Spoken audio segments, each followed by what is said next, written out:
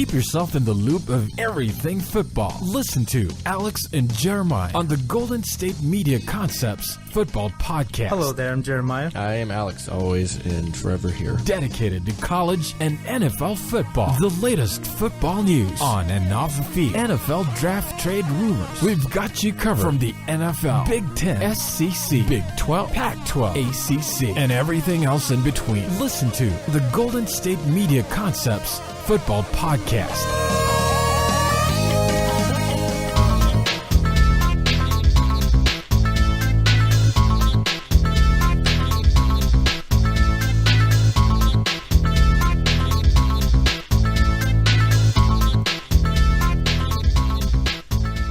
Thank you for tuning in to the Golden State Media Concepts Football Podcast, where we talk the latest news, rumors, and games of the NFL and college football.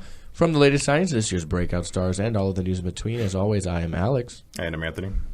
And I'm Jeremiah. Whoa. What? I was confused by that. That was an epic. No, and I'm Jeremiah. I'm Batman.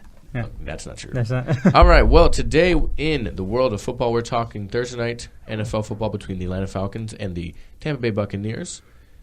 We'll be talking some college football as well, some games in the Pac-12, and a highly prolific game. If you look at both of them, you have the 14 and the 15 playing. You have Oklahoma taking on Idaho State, and UCLA taking on number 15, Colorado. And then to end the episode, we'll be talking some Final Drive, as we always do. Little things that got through the cracks here at the Golden State Media Concepts Football Podcast during the week that is always a busy week in football. So we're going to get started. We're going to talk Thursday night football first between the 5-3 Atlanta Falcons coming off a home win against the Green Bay Packers this weekend, and the Tampa Bay Buccaneers, who are now 3-4, coming off another loss at home. They are currently winless there against the Raiders in almost as long as you can go in an NFL game, 4+ overtime, losing that one late to the Raiders. This game is going to be interesting. As I said, I believe what I was saying was Jameis Winston has not lost to the Falcons in his career, yet they are winless at home this year, facing a team that is superior than them. But that's not often the case with teams on Thursday night. It doesn't always shape out the way you think it's going to shape out. So I'll talk to you, Jeremiah, first, because I just got done with the sports show with you, Anthony, so I kind of have an idea of how you're taking this. Right. Who do you have in this game? Atlanta Falcons, because Tampa Bay has not won at home this year. And they couldn't even beat a team last week that committed 23 penalties, an NFL record. Yeah, I did talk to you about that on the show earlier this week. It says a lot about a team to have 23, 24, whatever it is, penalties against themselves. But I think it says a lot also about the team that can't beat the team that does that. Exactly. It says a lot about the Bucs. Mm-hmm. Regardless of the defense that the Raiders had, Winston has shown that he can put up points, so on and so forth. With that, yeah, they still couldn't win a game with a team committing the highest penalty rating in football ever. And not only that, you did touch on that. Jameis Winston has not lost against the Falcons, but don't forget that who is going to run the ball for this team? And they're going to go by a committee because Jacquizz Rodgers. Anthony can tell you exactly who's doing that. Because Jacquizz Rodgers is hurt. He was actually on my fantasy team. Yeah, he's out. And he's out. As of right now, he is out, Jacob Tamme is out, and Tevin Coleman, Dwight Freeney, all for Atlanta. So like I said, Jacquizz, Doug Martin, obviously, and Clinton McDonald, their D-tackle, are out for Tampa Bay. Yeah, and I think they're going to go at Peyton Barber and Anton Smith. Yeah, is that who they're going? Yeah. That's who they're going to go with in the committee right there, yeah. Mm-hmm. So that's my question. Who's going to run the ball? Are they just going to keep throwing it all day? Anthony can answer that question for you, Anthony. Yeah, like I said, they're both going to do that thing. They're going to split time, but basically you have something where Smith's going to be used down as the third down back, kind of bowling ball, just kind of run stuff. Barber's going to be the main guy, that if you're going to start him fantasy football-wise, you would start him. But if the two of them, yeah. Yeah, between the two of them. But, you're probably not going to get the same amount of production as you did through Jacquizz or even through Doug Martin when Doug Martin was good. So I talked about this, Alex, on the sports show. That's me. That too. That basically, at this point, I'm going with home teams on Thursday Night Football because it's weird. It's random. People are hurt. People don't play as well on Thursday Night Football because you don't have the time to basically recover. And at least if you're the home team, you can at least rest in your own bed instead of this random Marriott hotel or wherever they're staying. Where they stay, they get good beds. You know it. Fair. They're not. Yes, they do. You know yes, it. They You know do. they get them comfortable beds. Oh. Okay, so you're going Tampa Bay, yes? Yeah, I'm going Tampa and you're Bay. going Atlanta. Now, in our sports show, I had done a thing where I asked him a certain question. I'm going to do the same thing to you, and then I'll ask him again as well. For the Falcons to win, because you're picking Falcons, yes? Who do they need to have a big game for them to win this? Oh, no question. I think it has to be probably Matt Ryan. Okay. Yeah. And I know I think. Go ahead and give me reasons. Yeah. And I'll give you mine because I picked Falcons. And I know they got. I was going to say Julio Jones, but I said the same thing. You could pick like 3 different guys. But I feel like they might kind of involve Mohamed Sanu a little bit more because he was involved very highly at the late of the game against Green Bay. He was, yeah. In the win. So I think they're going to find ways to get him involved in. It's a Thursday night game, so anything can happen on a Thursday night. That's how they say it. Okay, and Anthony, same question to you. What do the Tampa Bay Buccaneers need to get from a certain player? Who needs to be that player for them to win this game? Right, so I was saying before with Jameis Winston how he's basically been the guy who's been like hot and cold depending on the game. The most he's had in the season was 400, I think it was 6 yards in a game, which is 405, which is really nice. But outside of that, he's never had more than 281, so he's never been 300 yards plus that because he's had good games, bad games, depending on the stuff.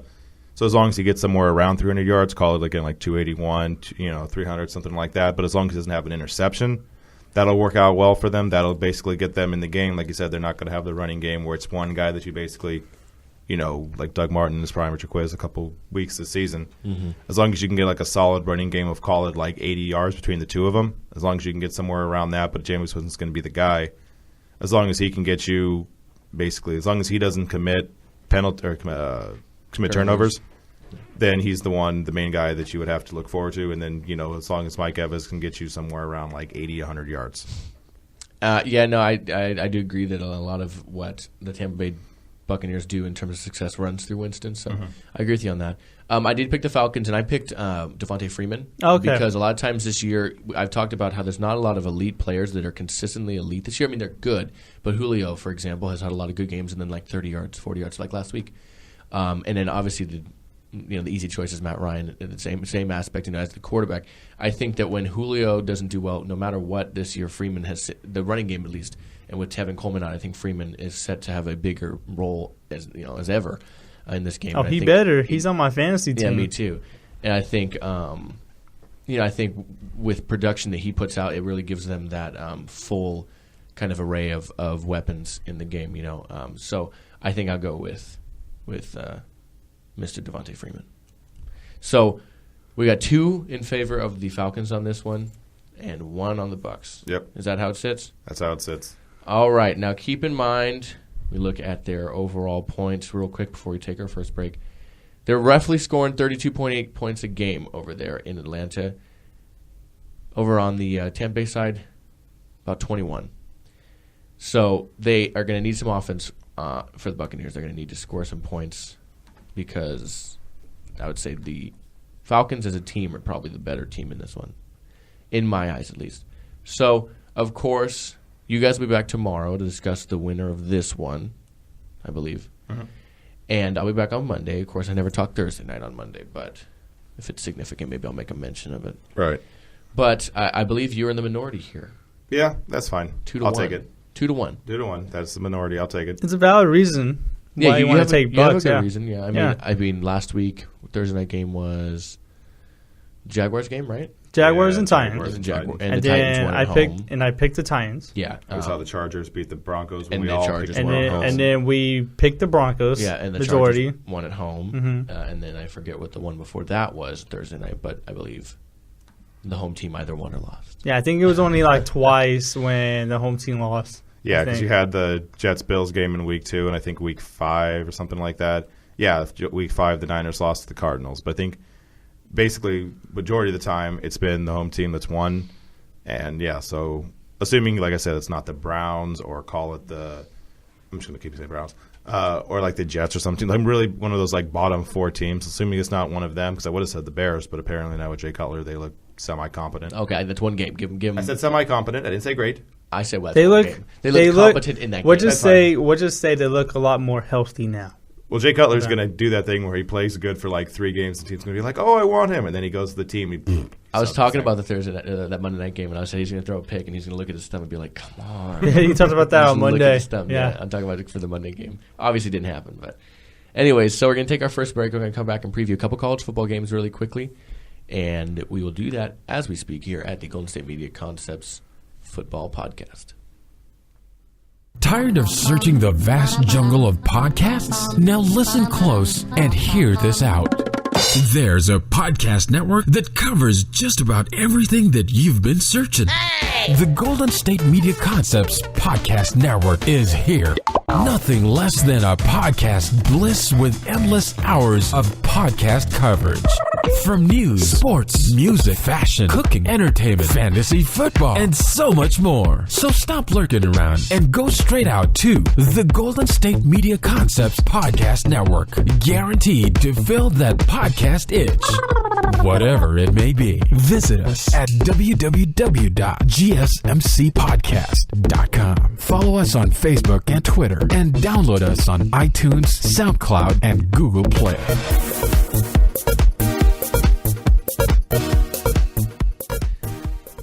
And we're back here at the Golden State Media Concepts Football Podcast, and we're starting some college football talk here. We're starting with the Sooners. Number 14, Oklahoma, is taking on Iowa State in a game that more than likely, I imagine, is going to be won by Oklahoma in this one. Probably, yeah. Baker Mayfield leading the way there for the Sooners, playing a pretty decent ball. 27 touchdowns, so only 5 interceptions. That's not bad for a touchdown interception ratio there for him. I imagine you guys are on the same page here. We're talking a Sooner win. No, Iowa State. All right, Iowa State all the way. I don't know what world you're living in. City. I got to go with the Cyclones. I'm kidding. No, I'm going to go with the Sooners. Yeah, no. And a pretty heavy-handed win. So ESPN's telling me it's 14, but they say nationally ranked Sooners are 12. Is it different with the new poll? It's a college football. Yeah, it might be. What are you talking about? Oh, yeah. Are they ranking that? I think so. Is 14 their AP or their college football ranking? I think it might be their college football playoff ranking. Yeah, dumb. Either way, they are contending. With the AP, they're 12th with the college football playoff ranking. Yeah, they're starting. I'll go by AP, so they're 12th. Yeah, so the number 12 Sooners are facing the obviously unranked 1-7 Iowa State Cyclones. The Sooners are again contending for a Big 12 champion title game. I'm imagining you guys head away from jokes here. I'm imagining that we're going Sooners in this one. Yeah, for sure. 5-0 in the conference. Oklahoma 6-2 overall. They kind of stumbled out the gate, losing to Houston, losing to Ohio State, which, considering how good Houston was. They were 3 when they lost to Houston. They were what?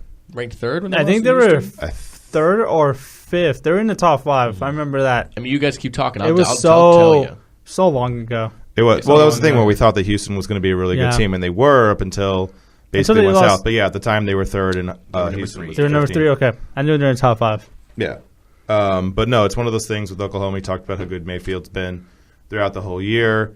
You look at the thing, and Iowa State. I mean, that's nice. They're also in the Big 12, but that's the same thing. It's like Kansas is also in the Big 12. That just means they have other teams they can beat up on. They're 0-5 in there, and you look at the points scored.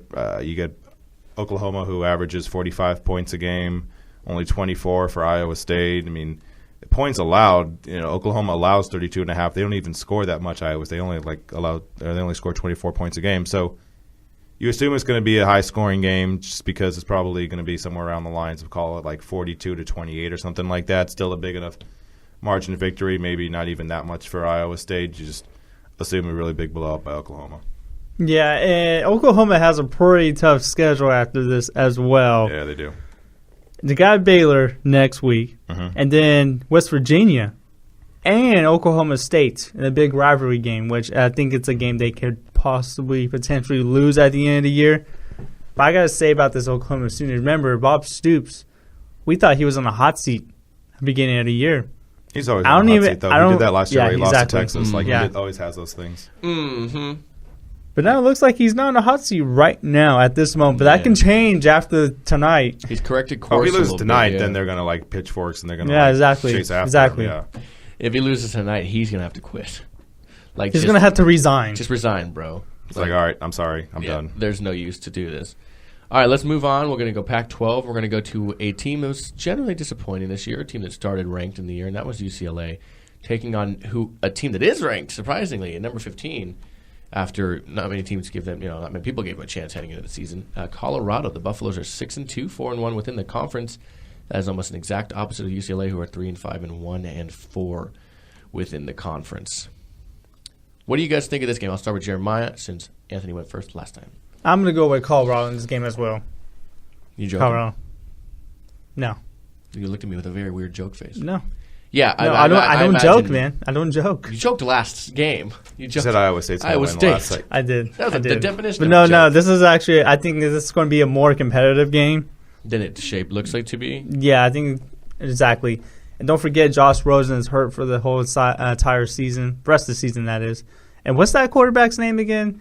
Oh, God, at UCLA. I'll tell you. Give me 1 second. It's what's his name? I want you to say, because I feel like if I say, I'll say it wrong. His name is Mike. I don't know if I'm saying it right. His name is Mike Faffel. Mike Faffel. What a name. Fafful. He's only attempted.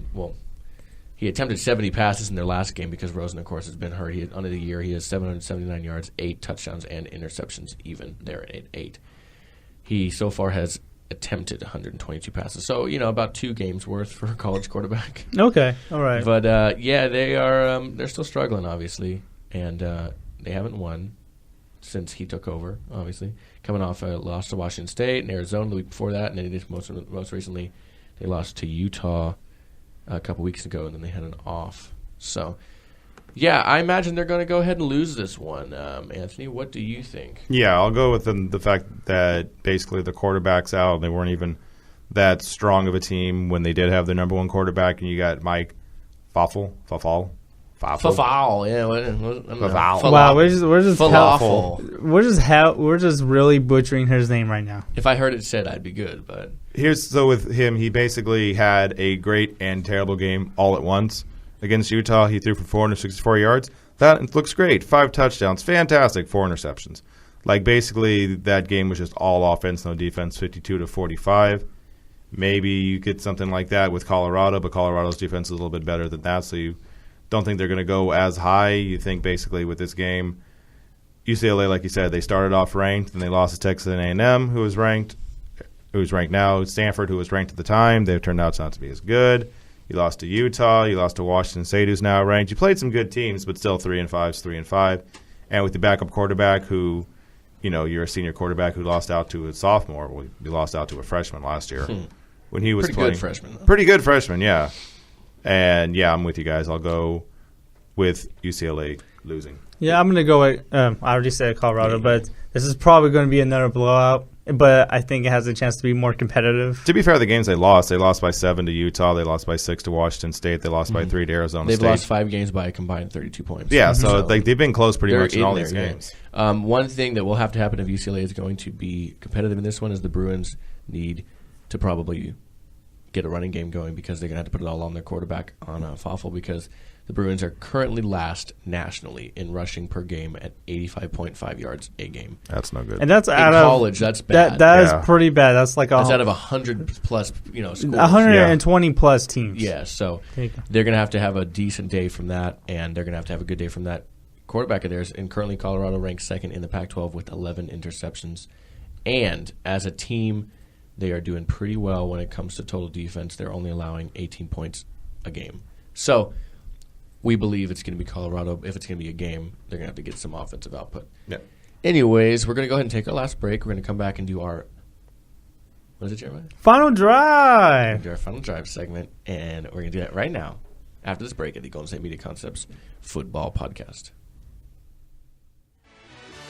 Are you looking for help for your fantasy football team? Check out the GSMC Fantasy Football Podcast. Get today's best advice on who to start, who to sit, even who you should draft. From sleeper picks to red-hot lineups, they got it all covered for you. That's GSMCpodcast.com/fantasy-football-podcast. We'll cover traditional leagues, dynasty, PPR, even IDP leagues. When you need fantasy help, there's just one show to hit up. Don't forget to like them on Facebook and follow them on Twitter. Visit GSMCpodcast.com for more info.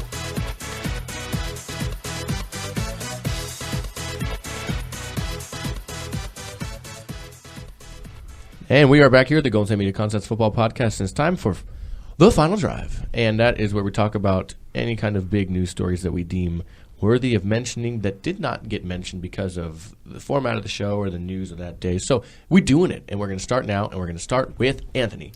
After you, sir. So we have a Thomas Brady, the quarterback of the New England Patriots. He's pretty good. It's been solid this year so far. Yeah, I've heard he's not bad. Young kid out of Michigan. Not good. Yeah, he has a bright future ahead of him. Honestly, probably has another 10-year future in him the way this thing's going. Oh, Lord, he's been playing when he's 70. He's got 1,319 yards, 12 touchdowns, 0 interceptions, quarterback rating of 133.9. So, Gibberish. didn't play the first 4 games. Deflategate, that's been talked to death for literally 2 years. And Deflategate, never heard of it. Right. And so the NFL sends out the thing, Player of the Month. Yes. They usually do the Player of the Week, and then they do the AFC Player of the Week, and the NFC Player of the Week defensively, offensively, special teams, and then they do the same thing for the whole month. And the Offensive Player of the Month? Mr. Thomas Brady. Tom Old Brady. He's basically not aging quarterback-wise. Oh, Lord, tell me about it. I don't know if it's a thing of basically I don't know if Gronk is like basically the thing where it's because I swear I saw this that his youthful energy is making Tom younger. I saw the thing. I think Gronk legitimately has the most receiving yards per catch in the NFL. Like he leads average? Like 22 or something like that yards per catch. Like he Go is ahead, I'll figure that basically leading everybody in the NFL with that. He's basically the reason why Brady does it because Brady outside of that doesn't throw deep. Like he's not 07 when he's throwing to Randy Moss for 50 yards. He's throwing a little short dumps to Edelman or Amendola, White, something like that. And now you basically have it where against the Browns, the Bengals, the Steelers. Wow, he just wrecked that whole division. And yeah, he did. The Bills. He sure did. I didn't even realize that. Yeah, he just wrecked that whole division. And now they got the bye week. You got Jamie Collins who's traded away to the Browns. Poor Jamie Collins. Like he went from 7 from to 1 penthouse to the outhouse. He went from 7-1 to 0-8. He went from filet mignon to just like some steak that's been laying in the. He went from filet mignon to Chef Boyardee. Not even Chef Boyardee. Chef Boyardee's not bad depending on like how broke you are. Now, how about this? They get the steak that's been on the lights for about a good 3 days. Filet mignon to top ramen noodles. There you go. That's pretty good. There you go. But now I don't think you can get any more lower than that. And now you have Brady coming back on the 13th against the Seahawks at home. If you can win that one, then you got a kind of easy thing at San Francisco, at the Jets, and then at home against the Rams. Yeah, that's a good stretch. That's a solid enough stretch. Then you got a hard game against the Broncos, but then you get the Jets and Dolphins. So you get like hard game, easy. Hard game, easy. Okay, playoffs. Easy.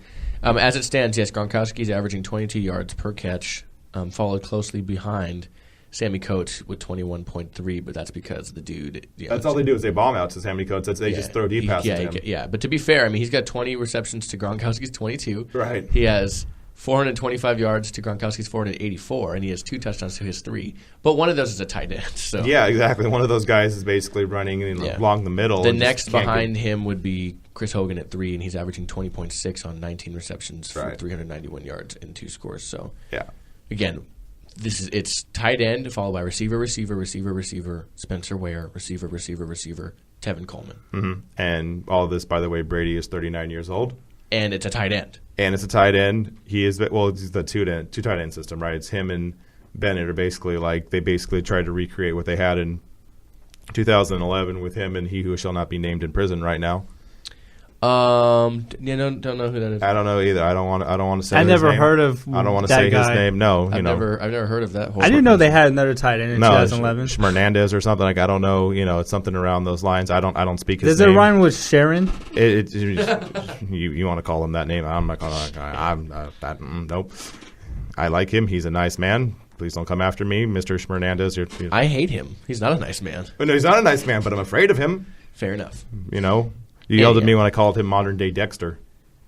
Because you're putting bad words on Dexter. Don't you dare compare. Yeah, Dexter did good. Don't you compare that man to Dexter. Mm-hmm. Dexter had a code. Dexter ended terribly. It's a terrible show. That's what we're talking about here. Just talk about Tom Brady. All right, Tom Brady, yes, great, fantastic. Throughout the first month, or for him, the first month of the season, Offensive Player of the Month. Jeremiah, what you got? Oh, for the final drive? Final drive. All right. Well, we're going to keep the topics here on quarterbacks. And It looks like Nick Foles is going to be starting an NFL game again. Woo! Yeah, for the Kansas City Chiefs this Sunday. And it got announced Wednesday. He's going to be playing against the Jacksonville Jaguars. What better team to play against? He haven't started in a while. The Browns. Okay, that too. But Jacksonville Jaguars are kind of bad this year. Well, they've been bad. Yeah. And he's going to replace Alex Smith, who got hurt last week with a concussion against the Colts. So, this is the reason why Nick Foles went back to the – well, not back, but he went to the Chiefs because was Andy Reid. They redrafted him. And he looked pretty good last week, too, in relief, and I expect him to play well against the Jaguars this Sunday. Yeah, I expect him to also. So, there's something interesting we'll take a look at. All right, last but not least, we're heading to – NFC North, well, at least not anymore. Norv Turner has resigned from his job as offensive coordinator for the Vikings. So stating different views on how to take the offense and where to take the offense. Difference in opinions, he has decided to resign. He's quoted as saying, "I have tremendous respect for head coach Mike Zimmer, our coaching staff, our players, and at this time I think it's in the best interest of the team that I step down. I think the Wolf family and so on and so forth, the very normal kind of things." Obviously Norv Turner has been a very successful offensive coordinator before. One thing that hasn't been reported, at least in a lot of places throughout this, is Norv Turner's son, who was an assistant on the staff, is staying with the Vikings. So I think he just thought it was probably okay. He was obviously a very good coordinator, but he's 64 years old. Maybe he's decided to take a break for a little while, He's notable for being the coordinator of the dynasty of the Cowboys, and then in the early 90s, he was obviously a successfully long-time head coach of the Chargers for a while. So he decided to resign, though. Minnesota currently 31st in total yards per game, and they're 23rd in points. So something he thought maybe he wasn't currently doing the best job he could do, and didn't think that it was for the best interest of the team. Yeah, and the Vikings, I think they were second to last in offense and passing yards or points. I'd have to check specifically, yeah. And they have that offensive line that's been ravaged all year. You had a quarterback that went down. You had your running back that went down. It's just kind of been – the whole offense has kind of been patched together with duct tape the whole season. And we've seen the last two games, they haven't been the same as they looked to start off the year. It could have been one of those things where just you felt like it was time because, the man is, 64 years old? Yeah, and he's been a pro coordinator or a head coach since 1991. Yeah, exactly. So in it every day.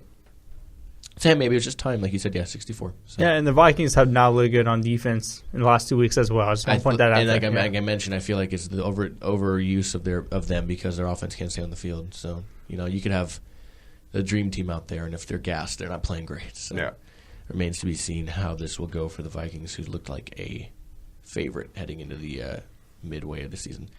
But, alas, we are done. You guys will be back tomorrow to recap all three of the games we talked about today. At least mention the college ones, but for sure recap the NFL game. And then you'll preview the weekend slated games as well. I'll be back on Monday to talk all of the weekend games and the Monday Night Football game with Jeremiah here. And I'll miss you, Anthony. I'll miss you, too. We'll talk business. But until then, we'd like to thank you guys for listening to the Golden State Media Concepts Football Podcast. For Ben tomorrow, as always, I'm Alex. Hey, I'm Anthony. And I'm Jeremiah. And we will miss you. You guys enjoy football. You guys enjoy any sport you want to watch. And we will see you on the next show. Thank you for listening, and we'll talk then. You've been listening to the Golden State Media Concepts Football Podcast, part of the Golden State Media Concepts Podcast Network. You can find this show and others like it at www.gsmcpodcast.com. Download our podcast on iTunes, Stitcher, SoundCloud, and Google Play. Just type in GSMC to find all the shows from the Golden State Media Concepts Podcast Network, from movies to music, from sports to entertainment, and even weird news. You can also follow us on Twitter and on Facebook. Thank you, and we hope you have enjoyed today's program.